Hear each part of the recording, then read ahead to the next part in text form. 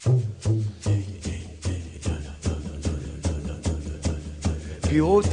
Wenda, Yana one ho, Piote, Wenda, Yana one ho, Piote, Wenda, Yana one ho, Yanane, Ene Nui. Piote, Wenda, Yana one ho, Piote, Wenda. We took John's work very seriously. He was a very well-known artist.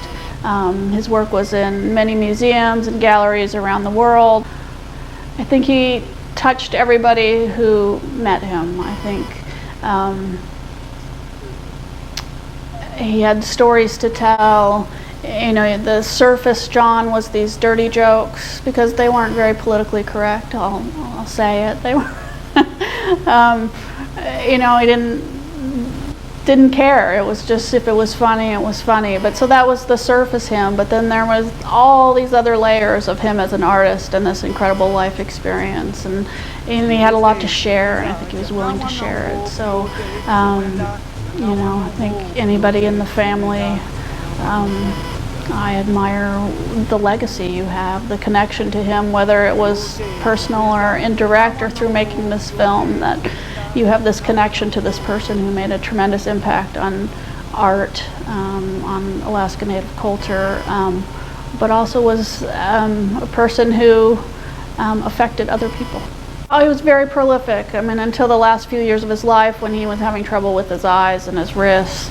I mean, he was working up until he was 90 years old, and working all the time was a huge part of his life. Going to a studio is what made him whole. It was authentic. It wasn't just that he was making this work for a market, it was what he did. So it didn't matter if he had a customer in mind or a gallery in mind, he made artwork. And it was very personal artwork. He, you know, carving work is a very intimate, time-consuming process.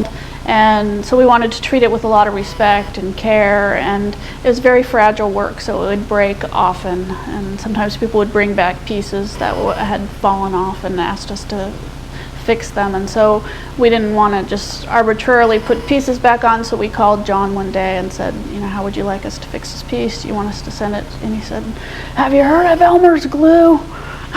And so that was John. He was, you know, he was this bigger-than-life personality. Stories that repeated themselves, and animals and images that would repeat throughout the work and throughout the years that he came to know and love, like the loon.